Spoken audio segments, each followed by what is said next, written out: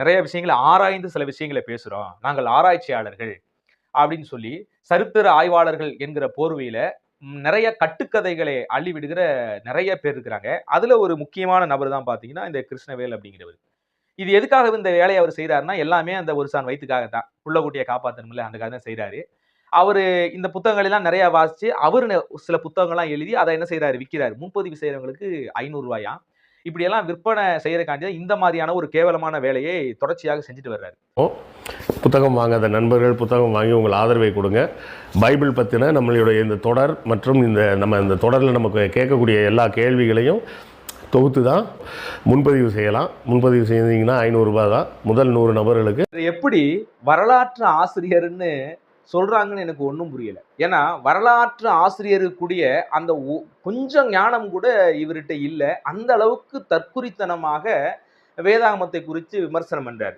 நல்லா கவனிங்க, வேதாகமம் புரியல அப்படின்னா கிறிஸ்தவர்கள்ட்ட கேட்கணும். அவர் இதுக்கு என்ன அர்த்தம் அப்படின்னு கேட்டு தெரிஞ்சுக்கணுமே ஒழிய வந்து இப்படி வீடியோ போட்டு மட்டமா குறை பேசக்கூடாது. ஏன் அப்படின்னா அப்படி குறை பேசினா கூட கொஞ்சமாவது ஞானத்தோட பேசணும். ஒரு வரலாற்று ஆசிரியர்னு அவர் சொல்லிக் கொள்றாரு அப்படின்னா அதுக்கு தகுந்த மாதிரி கொஞ்சமாவது இருக்கணுமா இல்லையா? எனக்கு ஒரு பெரிய டவுட், எப்படி இவங்க எல்லாம் நிறைய டிவி சேனல்லாம் எடுத்து பயன்படுத்துறாங்களே, நிறைய யூடியூபர் எடுத்து இவரை பேச விட்டு இது பண்றாங்களே அப்படின்னு. அதாவது கொஞ்சம் பேச்சு திறமை மாதிரி இருக்கிறனால எடுத்து பயன்படுத்துறாங்கன்னு நினைக்கிறேன். இந்த பெறல 100 வயசுக்கு அப்புறம் கர்த்தர் வந்து குழந்தை கொடுக்கறதாக பைபிள்ல பாக்குறோம். அதுக்கப்புறம் வந்து கேத்தூரால கல்யாணம் பண்ணி குழந்தை எத்தனையோ நிறைய குழந்தைகள் எல்லாம் பிறக்கிறத பாக்குறோம். ஏன் அந்த 100 வயசுக்கு முன்னாலே ஈசாக்கு பிறக்கிறதுக்கு முன்னாலே இந்த மாதிரி ஏதாவது கல்யாணம் பண்ணி குழந்தை பெற்றிருக்க வேண்டியதானே? ஏன் அவர் குழந்தை பெக்கல அப்படிங்கிற மாதிரி எழுதி இருக்குது அப்படிங்கிற மாதிரி ஒரு வித்தியாசமா அதை பேசுறாரு. அதை ஒரு சரியான ஒரு விளக்கத்தை ஒரு கிறிஸ்தவர் எடுத்து சொல்லியிருக்காரு. இல்லைங்க, பிரச்சனை வந்து குழந்தை பிறக்காத அந்த பிரச்சனை வந்து சாராளுக்கு தான் இருந்துச்சு. சாராளுக்கு ஆபிரகாமுக்கு அந்த குறை இல்ல அப்படின்னு விளக்கப்படுத்தி இருக்கிறாரு. அப்ப ஒரு நல்ல மனுஷனா இருந்தா என்ன செய்யணும்? ஒரு அறிவார்ந்த மனிதனா இருந்தா என்ன சொல்லணும்? ஆமா இவர் சொல்றது சரிதான் அப்படின்னு ஒத்துரு போகணும். அது அப்படியே மழுப்புறாரு. ஒரு லாஜிக் அடிப்படையில். என்ன லாஜிக் அடிப்படையில்? நேரடியா வசனம் தான் சொல்லுது. சோ சாராளுக்கு தான் அவர் மலடியா இருந்தால் அவருக்கு பிள்ளை இல்லை. ஆபிரகாம் வந்து எந்த குறைபாடு இல்லை, ஆனாலும் தன் மனைவிக்கு உண்மையா இருக்கிறாரு. எந்த பெண்ணையும் திருமணம் பண்ணாம தான் இருந்திருக்கிறாரு 100 வயசு வரைக்கும். சாராளா பார்த்து தான் ஆகாரை கொண்டு போய் கொடுக்குறாரு. கொடுத்த உடனே ஆகாருக்கு என்ன செய்யுது? குழந்தை பிறக்கிற விஷயத்த பாக்குறோம். அப்ப கேத்தூரால் எப்படி வந்தாங்கன்னு கேட்டீங்கன்னா அது ஒரு விஷயம். அதுலயும் பைபிள்ல ஒரு சின்ன ஒரு குறிப்பு இருக்குது. எப்படி கேத்தூரால 3வது மனைவியாக அவர் திருமணம் பண்ணினார் அப்படின்னு. அதாவது ஆபிரகாம் தன்னுடைய குமாரனாகிய ஈசாக்க பலியிட கொண்டு வராரு பாத்தீங்களா? அப்ப ஏற்பட்ட அந்த குடும்ப பிரச்சனையில சாராலும் ஆபிரகாமும் பிரிந்திருந்ததாகவும் அந்த பிரிவுக்கு இடையில தான் கேத்தூராலை திருமணம் பண்ணி அதுக்கப்புறம் சில குழந்தைகள் பிறந்ததாகவும் சில வரலாற்று பின்னணிகள் உண்டு. அதுக்கு ஒரு வசனம், குறிப்பிட்ட வசனத்தையும் சொல்றாங்க. ஏன்னா சாரால் மரிக்கும் போது சாரால் வேற இடத்துல இருக்கிறாங்க, ஆபிரகாம் வேற இடத்துல இருப்பதாகவும் வேதம் அதை பதிவு செய்து அந்த அடிப்படையில பார்க்கும்போது அவங்க கொஞ்ச நாள் பிரிந்து இருந்திருக்கிறாங்க குடும்ப பிரச்சனையின் மூலியமாக. அதற்கு இடையில தான் இந்த கேத்தூராலை ஆபிரகாம் திருமணம் பண்ணி இருக்க முடியும். இதெல்லாம் வரலாற்று. அங்கங்கே சில விஷயங்களை வேதாகமத்தை பொறுத்த வரைக்கும் நல்லா புரிஞ்சுக்கோங்க. எல்லாவற்றையும் விவரப்படுத்தி வேதாகமம் எழுதலை.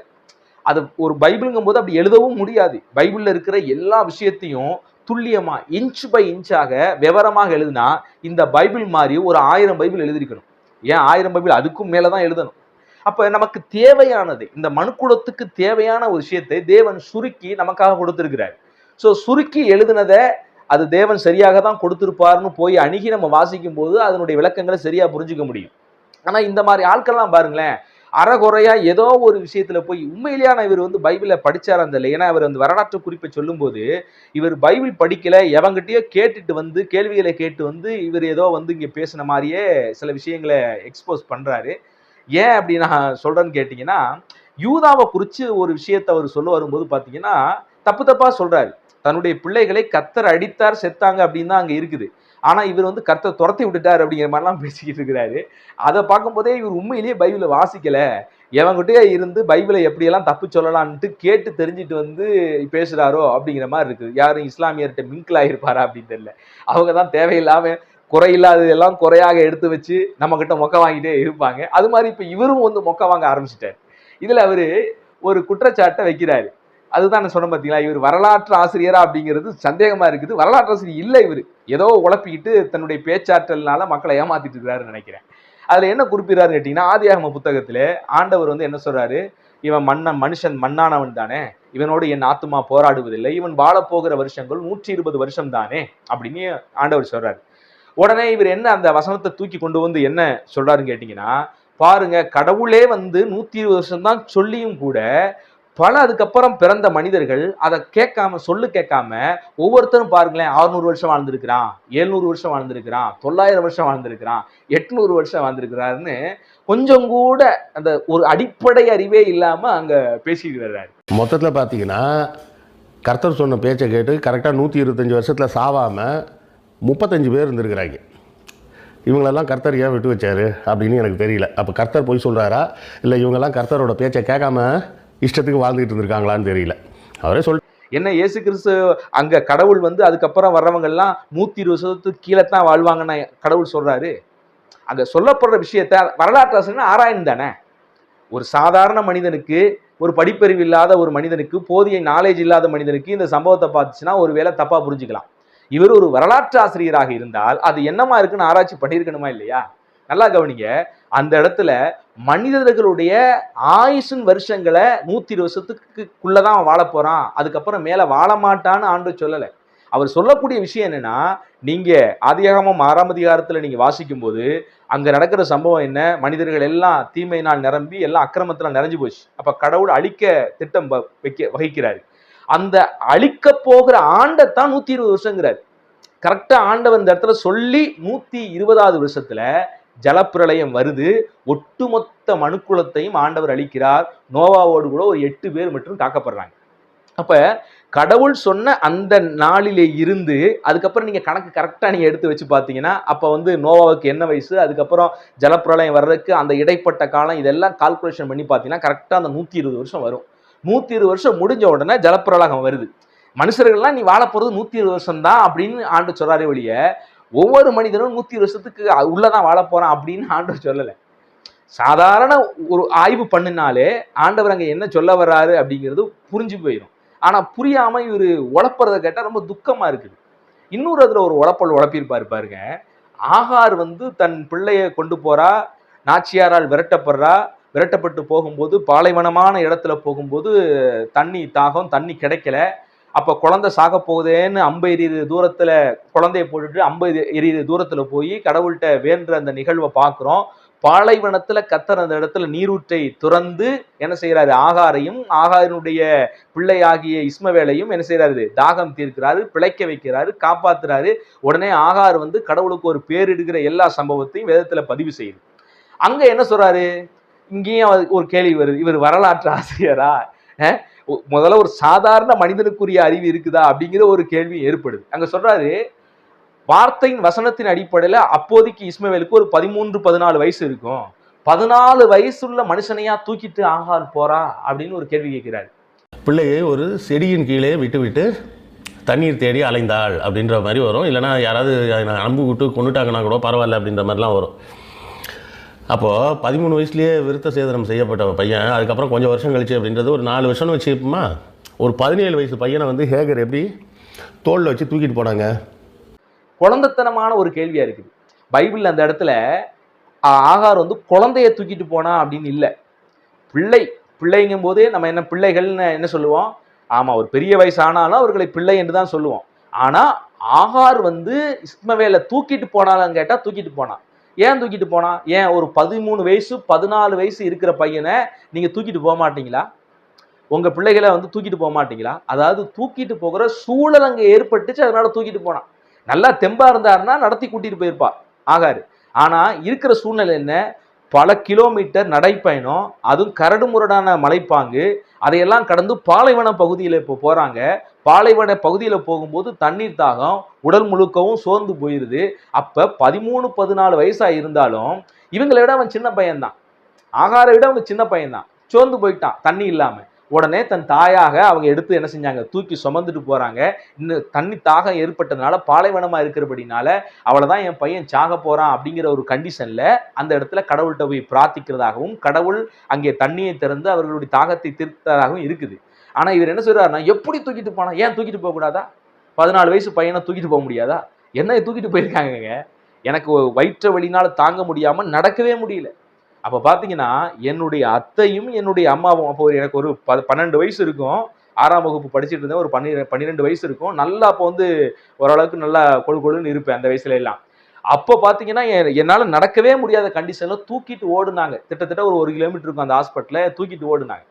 அத தாண்டி எங்க அப்பாவை எங்க சித்தப்பா தூக்கிட்டு ஓடுனாரு. அவருக்கு வாந்தி, பேதி எங்க அப்பாவுக்கு ஆகி சாக கிடக்கிற நிலைமை போயிட்டாங்க. கிட்டத்தட்ட இப்போது இருந்து பாத்தீங்கன்னா ஒரு 35 வருஷத்துக்கு முன்னால. அப்ப மருத்துவமனைங்கிறதே அங்கொன்றும் இங்கொன்றும் தான் இருக்கும். எங்க ஊர்ல இருந்து கிட்டத்தட்ட ஒரு 3 கிலோமீட்டர் தள்ளி ஒரு மருத்துவமனை இருந்துச்சு. அப்ப என் அப்பாவுக்கு அந்த மாரி ஒரு சூழ்நிலை கிடந்து அவரு அவ்வளவுதான் முடிஞ்சு போயிட்டாரோ அப்படிங்கிற மாரி ஆயிட்டாரு. நிக்காம போயிட்டு இருக்குது. மேலையும் கீழையும் போயிட்டு இருக்குது. ஆளு தளர்ந்துட்டாரு. ஒரு மாரி கிறங்கிட்டாரு. அப்ப வசதிகளும் இல்ல. வாகன வசதிகளும் அப்ப இல்லாதப்ப, என் சித்தப்பா அவங்க 2 பேரும் ஒரே ஏஜ் தான். 1 வயசு தான் முன்ன பின்ன. ஆனா குண்டு கட்டு மாரி இருப்பாரு அப்பயே. தூக்கி தோள்ல போட்டு திட்ட 2 1/2 கிலோமீட்டர் நடந்து ஓடி இருக்கிறாரு எங்க சித்தப்பா எங்க அப்பாவை தூக்கிட்டு. எவ்வளவு வயசு? எங்க அப்பாவுக்கு அப்ப 35 வயசு. தூக்கிட்டு ஓடி இருக்காரு. யோசிச்சு பாருங்க. அப்ப ஒரு ஒரு சூழல், அந்த சூழ்நிலையில ஒரு தவிர்க்க முடியாத சூழ்நிலையில தூக்கிட்டு போனா தான் காப்பாற்ற முடியுங்கிற சூழ்நிலையில எப்பேற்பட்ட நபர்களை நம்ம தூக்கிட்டு போவோம். இதுல தன்னுடைய மகனாகி இஸ்மவேல ஒரு 13 14 வயசு இருக்கிற மகனை தூக்கிட்டு போயிருக்கிறது யதார்த்தமாக ஒரு நம்பக்கூடிய ஒரு விஷயம் தாங்க. ஆனா இவரு அதை கூட எப்படி நம்புறதுன்னு கேள்வி எழுப்புறாரு. இவர் கேட்டிருக்க எல்லா கேள்வியும் அப்படிதான். கொஞ்சம் கூட இவர் வரலாற்று ஆசிரியரா அப்படின்னு கேள்வி எழுப்பக்கூடிய லெவல்ல தான் எல்லா கேள்வியுமே கேட்டிருப்பாரு. கொஞ்சம் கூட லாஜிக் இல்லாம, கொஞ்சம் கூட யோசிச்சு பார்க்காம, கொஞ்சம் கூட ஆய்வு செஞ்சு பார்க்காம, ஒரு அடிப்படையா புரிஞ்சு கொள்ற விஷயத்த கூட ரொம்ப ஒரு ஒரு என்ன சொல்றது, ஒன்னும் புரியாத ஒரு மக்கு மாதிரி அந்த இடத்துல நிறைய விஷயங்களை பேசியிருக்காரு. கொஞ்சம் கடினமா தான் இருக்கு. ஏன்னா தேவையில்லாம எதுக்கு இங்க வர்றாரு. இப்ப நான் சொல்ற விஷயத்துல எளிமையான ஒரு விஷயத்த எப்படி வந்து அவர் வந்து மக்கள் மத்தியில கொண்டு வராரு பாருங்களேன். இவர் வேதாகமத்தை குறித்து விமர்சனம் வைக்கிறது தப்பு இல்ல. ஆனா எப்படின்னா ரொம்பவே மட்டமா, தவறா, அதை ஒரு ஏளனமாக அவர் வந்து எடுத்து வைக்கிறார். அவர் பேச்சினுடைய ஸ்லாங் பாத்தீங்கன்னா ரொம்ப ஒரு கேலியாக, நக்கலா சில நேரங்கள்ல அது அப்படி இருக்கலாம், இது இப்படி இருக்கலாம், இப்படிதான் இருந்திருக்கலாம் போல, இப்படிதான் இருந்திருக்கலாம் போல, அங்க ஒரு புத்தகத்தை நான் அப்படி வாச்சேன், இங்க ஒரு புத்தகத்துல இப்படி வாச்சேன் அப்படின்னு பேசுவாரு. நீங்க போய் அங்க பார்த்தது இல்ல. நீங்க சொல்ற தகவல் உண்மையிலேயே உங்களுக்கே தெரியும். அது ஆத்தென்டிக் ஆனதா? அது உண்மையிலேயே உண்மையா இருக்குமா? அப்படிங்கிறதெல்லாம் சந்தேகத்துக்குரிய ஒரு விஷயம் தான். அத நீங்க வந்து இப்படி பொது வலைதளங்கள்ல பேசி கிறிஸ்டியானிட்டியவும், நாங்கள் நம்புகிற வேதாகமத்தையும் கொச்சைப்படுத்த வேண்டிய அவசியம் இல்லையே. இப்ப சிலர் வந்து வைத்திருக்கிற வேதங்கள்ல பார்த்தீங்கன்னா, ஒட்டுமொத்தமா மனித குலத்துக்கே அது ஆபத்தா இருக்கும். அவங்க செஞ்சிருக்கிறதுக்குள்ள ஒரு போதனைகள் பார்த்தீங்கன்னா, மனித குலமே ஒன்றோடொன்று அடித்துக் கொள்ளவும், பிரச்சனைகளை கொண்டு வரவும், ஒரு சரியான ஒழுங்கற்ற சமூகத்தை உண்டாக்கும்படியான நிறைய கருத்துக்கள் இருக்குது. சரி, அதை நம்ம விமர்சனம் வச்சு தடுக்கலாம். ஆனா வேதாகமத்தை பொறுத்த வரைக்கும் ஒரு மனிதனை நல்ல மனிதனாக, சிறந்த மனிதனாக மாற்றக்கூடிய விஷயம் தான். அது நேரடியாக இந்த சமூகத்தையே கிறிஸ்தவம் மாத்தி இருக்கிறது, இந்த வேதம் மாத்தி இருக்கிறது. இந்த வேதத்தை கையில் எடுத்தவங்க தான் எல்லாரையும் இங்க நேசித்தாங்க. முதல்ல நம்ம நாட்டுக்கு பெண்கள் படிக்க வேண்டும் என்று பள்ளிக்கூடத்தை கட்டவங்க கிறிஸ்தவர்கள். இங்கு பெண் அடிமைத்தனத்தை ஒழிக்க போராடினவர்கள் கிறிஸ்தவர்கள். இங்க இருக்கிற பொட்டுக்கு கட்டிவிடுதல் முதற்கொண்டு, இங்கு இருந்த பாத்தீங்கன்னா தாசி முறையை ஒழித்ததுல முதற்கொண்டு, இங்கு இருந்த உடன்கட்டை ஏறுதலை ஒழித்த முதற்கொண்டு கிறிஸ்தவர்கள் இங்கே அரும்பாடு பட்டாங்க. இன்னைக்கு எல்லாரும் படிச்சிருக்கணும். ஏன் இந்த கிருஷ்ணவேல் அவர்கள் படித்தது கூட யார் போட்ட விதைன்னு கேட்டீங்கன்னா, மிஷினரிகள், கிறிஸ்தவ மிஷினரிகள் எல்லாருக்கும் படிப்பு வேணுங்கிறத முதல்ல இங்க கொண்டு வந்து அவங்க செஞ்ச காரியத்தினாலதான். அவங்களுடைய சொத்துக்கள்லாம் வித்துட்டு வந்து இங்க பள்ளிக்கூடம் கட்டி கொடுத்துருக்காங்க. ஏழை மக்கள் எல்லாருக்கும் படிப்பு வேணும். ஏன்னா அன்னைக்கு குருகுல கல்வி தான் இருந்துச்சு. ஒரு 100 200 வருஷத்துக்கு முன்னாடி நீங்க பாத்தீங்கன்னா குருகுல கல்வி தான். குறிப்பிட்ட ஒரு சாதியினர் தான் படிக்க முடியும். மத்தவங்க எல்லாம் படிப்பறிவு அற்றவர்கள் என்கிற சூழல் தான் இருந்துச்சு. இது எல்லாமே அடிச்சு நொறுக்கி எல்லாருக்கும் படிப்பு அப்படின்னு கொண்டு வந்தது பாத்தீங்கன்னா இங்க இருக்கிற மிஷனரிகளால தான். இந்த வேதாகமம் தான். இன்னைக்கு இந்த வேதாகமத்தை படிச்சு பேசுறாரு பாத்தீங்களா? இந்த வேதாகமம் தான் அவருக்கும் அவருடைய பிள்ளைகளுக்கும் கல்வியை கொடுக்க இந்த நாட்டுக்கு வந்து என்ன செஞ்சு பெரிய சேவை செஞ்சு. இன்னும் போய் கிறிஸ்தவர்கள் நம்முடைய இந்திய நாட்டுக்கு செய்த சேவைகளை குறித்து கொஞ்சம் எடுத்து வாசிப்பார். யாரோ எவரோ எழுதின புத்தகத்தை நீங்க மேற்கோள் காட்டி பேசுறதெல்லாம் அது ஆத்தென்டிக்கா இருக்காது. அது அதிகாரப்பூர்வமா இருக்காது.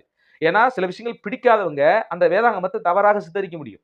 இஸ்லாமியர் கூட அவங்க வச்சிருக்க குர்ஆன்ல பாத்தீங்கன்னா இந்த வேதாகமம் எல்லாம் பொய்த்து போச்சு, எரர் ஆயிருச்சு அப்படின்னு சொல்லுவாங்க. அதுக்கு என்ன ஆதாரம் வச்சிருக்காங்க? எதுவுமே கிடையாது. அவங்க ஒரு புத்தகத்தை எழுதுறாங்க. அதுல வந்து வேதாகமத்தை, பைபிளை குறைச்சு மதிப்பிட்டு எழுதுறாங்க. ஏன் அப்படி குறைச்சு மதிப்பிட்டு எழுதுறாங்க? அவங்க மார்க்கத்தை என்ன செய்யணும்? மக்கள் மத்தியில பரப்பணுங்கிறக்காண்டி இந்த காரியத்தை செய்யறாங்க. அப்ப இது வந்து உண்மையா?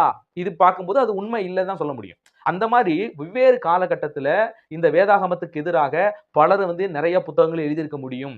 அந்த புத்தகத்தை எல்லாம் கொண்டு வந்து வேதத்தை மட்டுப்படுத்தி நீங்க என்னத்தை இந்த உலகத்துல சாதிக்க போறீங்க? யோசிச்சு பாருங்க. கடவுள் இல்லை என்கிற கொள்கையை ஒருவேளை ஏற்றுக்கொண்டவங்க எல்லாம் இன்னைக்கு யோக்கியவான்களா இருக்கிறாங்களா? ஏன் அவங்கனால இந்த பூமிக்கு ஆபத்து இல்லையா? அப்ப நீங்க எந்த நம்பிக்கையாளரா இருந்தாலும் அங்க ஒரு ஆபத்து இருக்கதான் செய்யுது. அப்ப கிறிஸ்தவத்தை பார்க்கும்போது மெஜாரிட்டியா மனித ஒழுக்கத்தையும் அன்பையுமே பிரதானப்படுத்தி போதிக்கிற ஒரு மார்க்கத்தை, ஒரு வேதாகமத்தை நீங்க இவ்வளவு கொச்சப்படுத்தி பேச வேண்டிய அவசியம் இல்ல. சும்மா அந்த புத்தகத்தை வச்சு சம்பாதிக்கணும், உங்க இமேஜ வளர்த்துக்கணும், உங்க பேரை வளர்த்துக்கணுங்கிறக்காண்டி வேதாகமத்தையோ, ஆண்டவரையோ குறை பேசுற விஷயத்த இன்னையோட தயவு செய்து நிப்பாட்டிக்கிறீங்க.